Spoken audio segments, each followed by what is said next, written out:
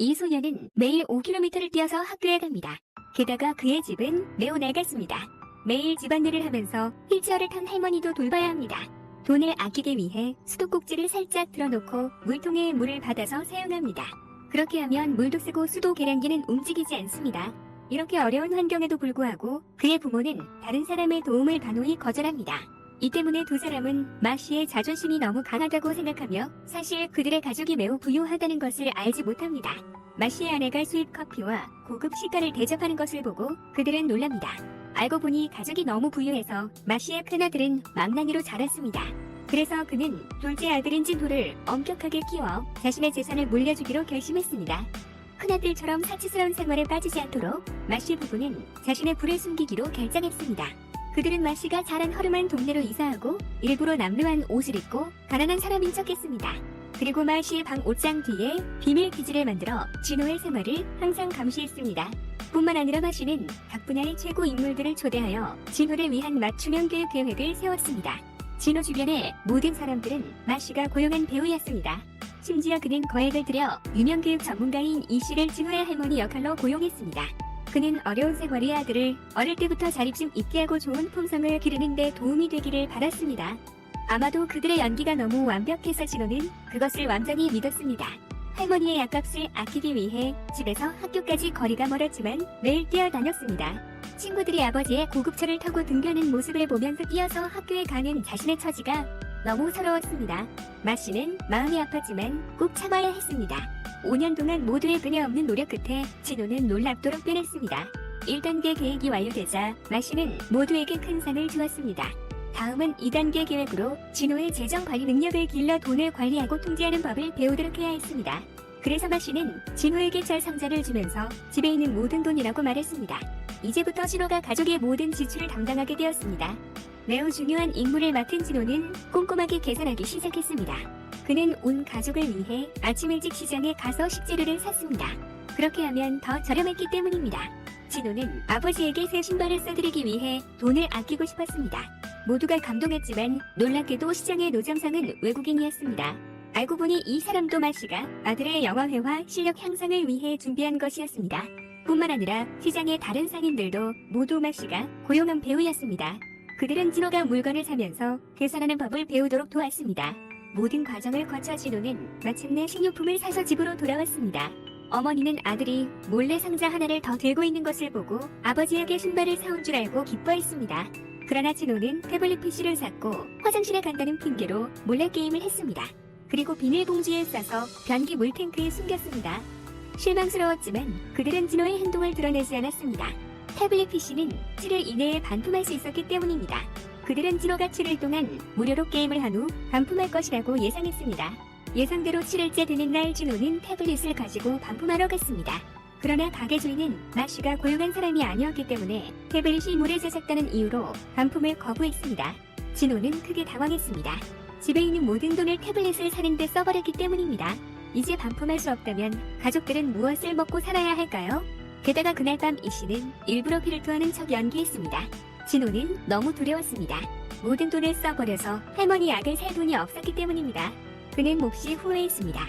마침내 자신의 잘못을 깨달은 진호는 태블릿 PC를 살 때 썼던 돈을 벌기 위해 폐지를 줍기 시작했습니다. 그러나 친구들의 놀림을 받았습니다. 카메라로 이 모습을 본 마 씨의 아내는 매우 화가 났지만 마 씨는 이 모든 일을 이미 겪었습니다. 단지 게임 때문에 진호는 자신의 모든 재산을 걸었습니다. 그래서 마 씨는 진호에게 교훈을 주어야 했습니다. 그는 일부러 태블릿 PC를 물에 담갔습니다.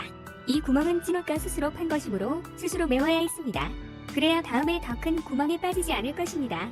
앞으로 겪게 될 어려움을 통해서만 역경을 극복할 수 있습니다. 그런데 바로 이때 예상치 못한 긴급 상황이 발생했습니다.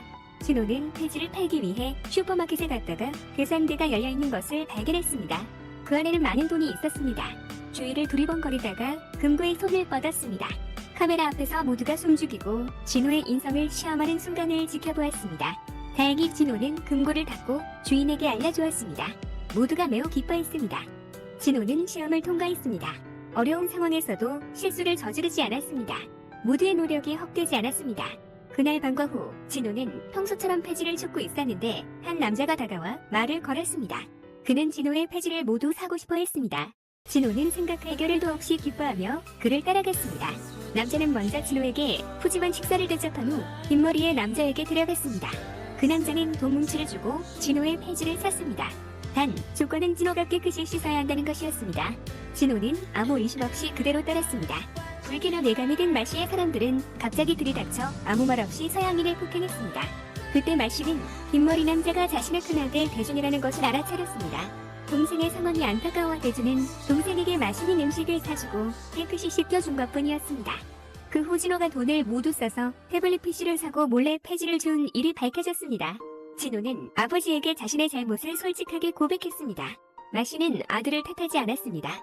어쨌든 진호는 자신의 잘못을 알고 만회하려고 노력했기 때문입니다. 그러나 이렇게 길거리에서 폐지를 줍는 것으로 언제 돈을 다 갚을 수 있을까요? 그래서 마씨는 아들을 경기장에 데려가기로 했습니다. 그날 홈팀은 참패했고 화가 난 팬들은 병을 경기장에 던졌습니다. 비처럼 쏟아지는 플라스틱 병들을 보고 진호는 매우 기뻐했습니다. 이번에는 많은 폐지를 모을 수 있었습니다. 물론 이것도 마씨의 계획이었습니다. 마침내 진호는 모든 빚을 갚고 아버지에게 새 신발을 써드렸습니다. 그때 마라톤 코치는 진호의 재능을 알아보고 그를 육성하려고 했습니다.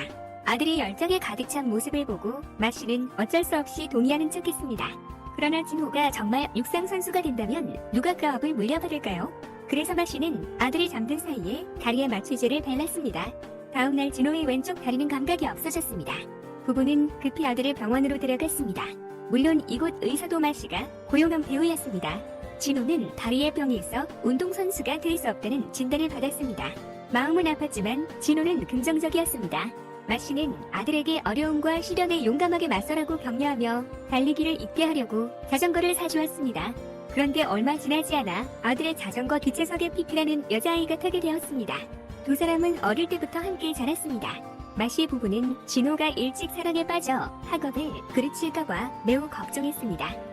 그래서 그들은 피피에게 무용학원 특별 전형과 전액 장학금 그리고 부모님께 학교 근처 집을 제공했습니다. 이렇게 좋은 조건을 피피가 거절할 리 없었습니다. 그렇게 두 사람은 헤어졌습니다. 그러나 시간이 지나면서 진호는 뭔가 이상하다는 것을 느꼈습니다. 그는 어떤 신비한 힘이 자신의 삶을 조종하는 것 같다고 느꼈습니다. 하지만 선생님은 진호가 아파서 헛소리를 한다고 생각하고 일찍 집에 보냈습니다. 진호는 깜짝 놀랐습니다. 휠체어에 앉아있어야 할 할머니가 농구를 하고 있었기 때문입니다. 진호가 돌아온 것을 보고 이씨는 허둥지둥 집으로 달려갔습니다. 하지만 진호는 포기하지 않고 바짝 뒤쫓았습니다. 다행히 이씨는 진호가 돌아오기 전에 집에 도착했습니다.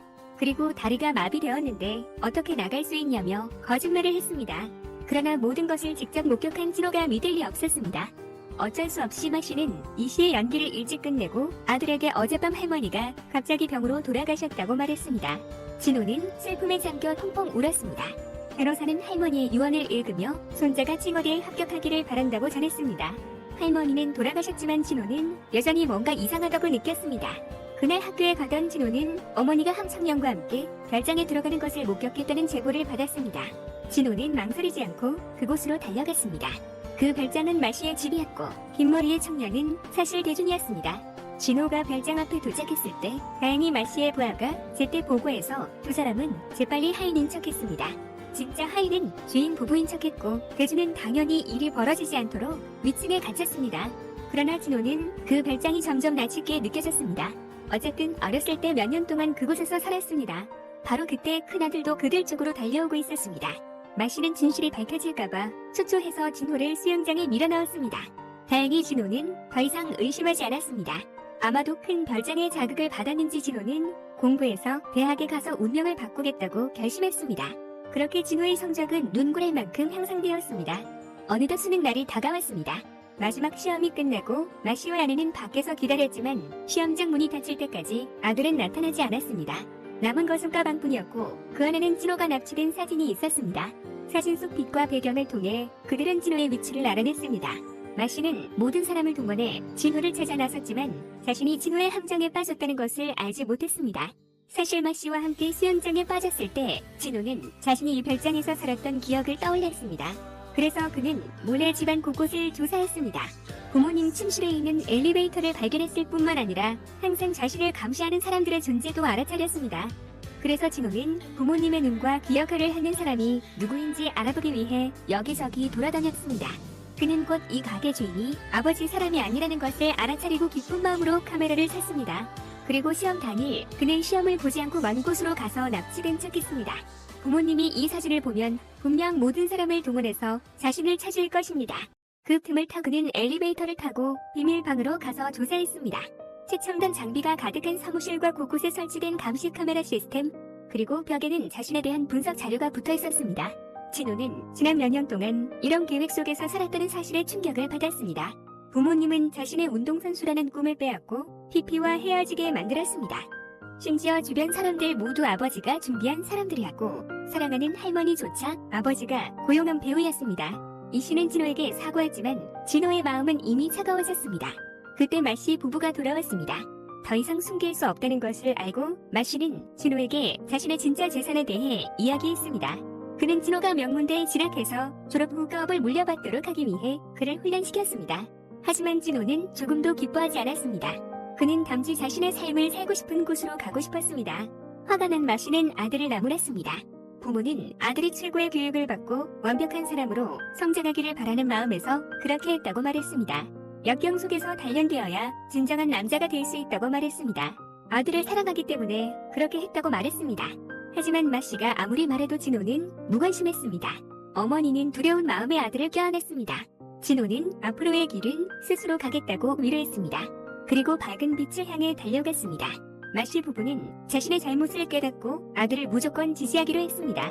한편 큰 아들은 그 업을 잇는 대신 에베레스트를 정복하는 길을 선택했습니다. 그는 아버지에게 자신의 힘으로 정상에 오르겠다고 말했습니다. 진호는 체육대학에 합격하여 자신이 원하는 삶을 시작했습니다. 이것으로 영화는 끝이 납니다.